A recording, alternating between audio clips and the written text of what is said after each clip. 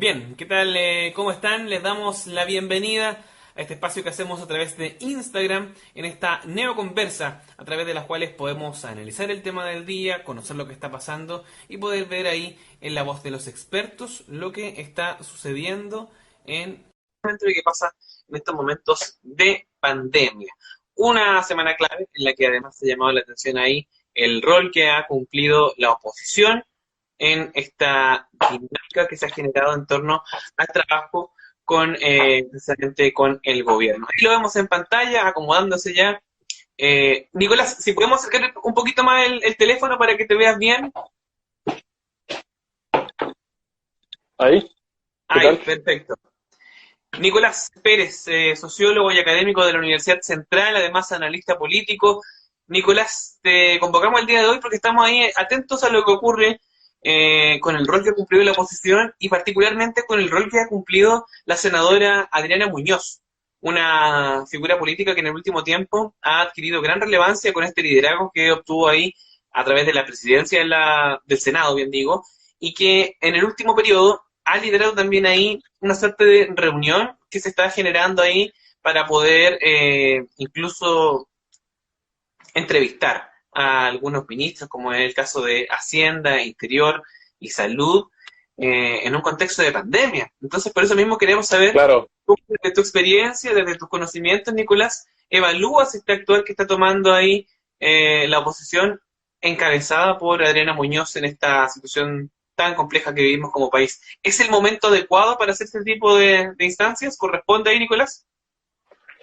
bueno, a mí me parece que siempre es un momento adecuado para que la oposición fiscalice al gobierno. Principalmente ese es el rol que ésta tiene que ejercer en tanto oposición. Ahora, yo creo que tú te has mostrado un tanto optimista con el rol que ha asumido la senadora Adriana Muñoz, considerando que el gobierno ha logrado implementar y llevar a cabo y poner en marcha una agenda que básicamente no ha tenido contrapisas, ¿cierto? No ha tenido muchas restricciones. Y en ese sentido, yo creo que en líneas generales la oposición se ha visto más paralizada, se ha visto en shock, se ha visto un tanto mermada en tanto el rol que ésta debe ejercer en el contexto de esta pandemia y de esta crisis sanitaria. Es decir, hoy, en el día de ayer yo leía una editorial de La Tercera en la cual el medio comunicacional llamaba a pedir disculpas al ministro Mañalich por los dichos que éste esgrimió en contra de los medios de comunicación, principalmente basándose en la entrevista que se le realizó al embajador chino, donde se desmintió esta donación de 1.000 ventiladores. Y no he visto a agentes de la oposición llamando, por ejemplo, al ministro a pedir disculpas por haber generado estas expectativas y esta falsa sensación de seguridad en la ciudadanía. En este sentido, entonces, ¿cómo está actuando la oposición? Porque vemos esta situación en la que al parecer tienen todo para poder ahí acusar a las personas que están haciendo mal su trabajo, dejar en evidencia el error, y al parecer o no se estaría logrando o no se está haciendo en el contexto adecuado, porque pareciera como que no se esté dando bien la cosa ahí, Nicolás. Lo que pasa es que hay bastantes intenciones por generar o articular una oposición que haga de contrapeso a esta agenda que ha logrado instalar el gobierno, que por lo demás abarca mucho más allá de la agenda sanitaria.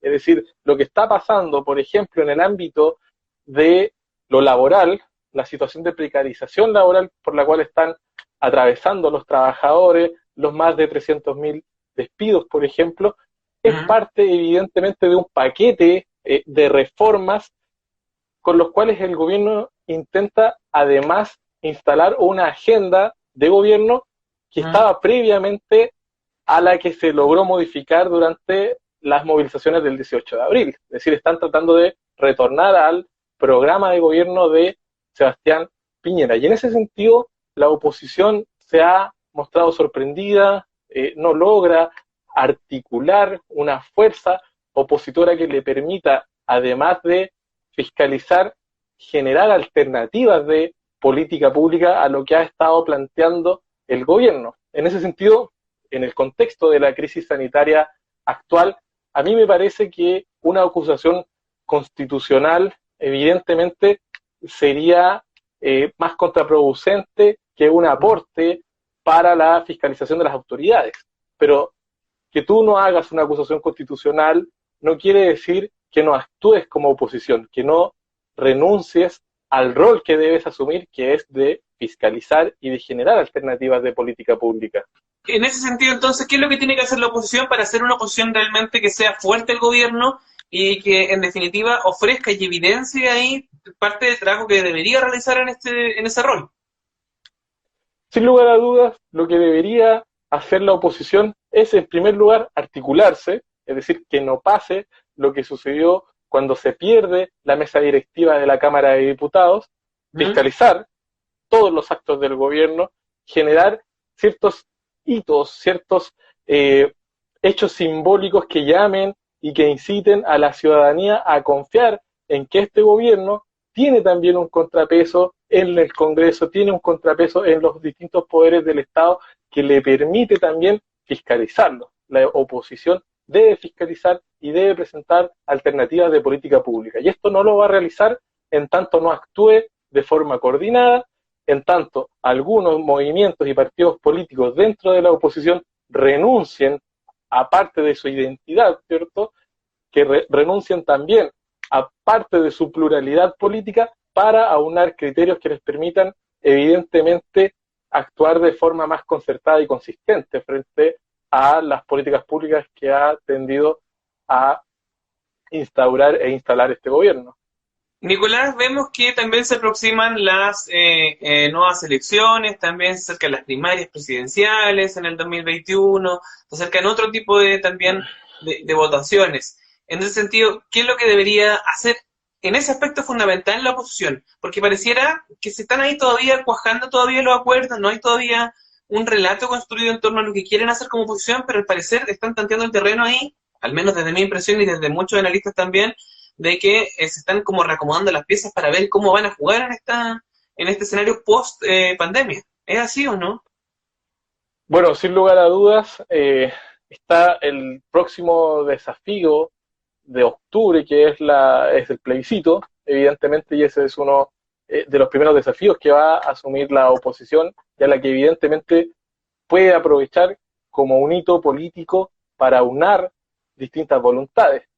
Los acuerdos cupulares, que conocimos bien nosotros con la concertación, deben quedar evidentemente atrás. Eso evidentemente lo que le traería como consecuencia a la oposición que quiere renovar aires sería un desprestigio, sería aumentar los niveles de desconfianza hacia la clase política. Todo acuerdo en cuanto a la articulación que va a tomar la oposición se tiene que hacer de frente a la ciudadanía y se tiene que hacer evidentemente a través de un programa en el cual se incluyan las demandas de la ciudadanía. Por una parte, eso. Ahora, con respecto a lo electoral, lo que la oposición debería hacer, si no quiere entregar nuevamente el gobierno a la derecha, es generar mecanismos que le permitan realizar primarias electorales de cara, por ejemplo, a las elecciones municipales, sin renunciar, evidentemente, cada uno de los partidos y conglomerados al rol que tienen ellos como sujetos que están detrás de la búsqueda de posiciones de poder, sin renunciar a eso, pero sí deben llegar a situaciones en las cuales puedan establecer mecanismos como las primarias electorales para presentar listas unificadas y para presentar candidatos únicos de oposición en las elecciones municipales. Recordemos que las elecciones municipales desde el año 2004 determinan el candidato ganador de la elección presidencial. Esto ya ha pasado con Bachelet y ha pasado con Sebastián Piñera. Los conglomerados... Elecciones municipales, ¿qué dices tú? ¿Verdad? ¿Disculpa? Te refieres a las elecciones municipales, ¿verdad? Ahí es cuando se define como quién va a ganar, de qué sector en definitiva, ¿no? Claro, si gobierno u oposición, si el oficialismo o la oposición va a ganar las elecciones presidenciales, eso se anticipa y se puede predecir con los resultados que se obtengan en las elecciones municipales por cada una de estas coaliciones. Nos queda clarísimo ahí. Y evidentemente, lo que se ha proyectado, evidentemente, es que si la oposición no presenta candidaturas que sean únicas en las municipales, probablemente la derecha va a terminar avasallando en estas elecciones y obteniendo la presidencia en el próximo comicio. Nicolás, nos queda la duda ahí, ¿quién puede ser la figura de la oposición que toma en definitiva, fierro caliente, por decirlo así, luego de esta pandemia, esta crisis social? ¿Quién podría ser el indicado o la indicada para llevar adelante este liderazgo que necesita el país para poder tomar decisiones y seguir adelante, en definitiva? Bueno, para mí determinar eso es muy difícil en el contexto actual, pero lo que sí tengo claro es que tiene que haber un proyecto político coherente, consistente de cara a la ciudadanía y que ese proyecto político se exprese en un programa de gobierno. Sin eso, evidentemente no hay una oposición articulada y no va a haber, evidentemente, un proyecto político que encante y reencante a la ciudadanía, que por lo demás está bastante alejada de los partidos políticos y del sistema político en tanto partidos, congresos, incluso los demás poderes del Estado. Claro. Le queremos agradecer al académico, sociólogo y analista político de la Universidad Central, Nicolás Pérez, por habernos acompañado en esta neoconversa. Nicolás, te queremos agradecer. Sabemos que hay muchísimo trabajo ahí, así que te vamos a dejar en libertad de acción. No, muchas gracias a ti, Ricardo, por invitarme. Que te vaya muy bien y saludos a todos los muchachos de Neo. Muchas gracias a ti, Nicolás, gracias. Nosotros nos Adiós. juntamos a eso de las 7 de la tarde para conversar con Yerko Álvarez el día de hoy con otros interesantes temas. Vamos a estar ahí abordando lo que ocurre con pymes, por ejemplo, que están enfocadas en tomar, por ejemplo, elementos como la lana, textiles y desarrollar productos novedosos como llaveros, estuches, bolsos y mucho más. Además, vamos a estar conversando junto a Cristóbal Galleguillos, él es periodista de CNN, y además es el editor del portal suroartistaschilenos.cl, una iniciativa que va ahí a comentarnos en vivo y que además tiene relación con estos podcasts, estos programas que se difunden, que se viralizan a través de redes como Spotify, SoundCloud, Apple Music y muchos más. Así que a las 7 de la tarde, con un poquito más de energía, porque estoy un poco resfriado, nos juntamos acá en el Neo en vivo. No se separen, nos vemos ahí. Vale.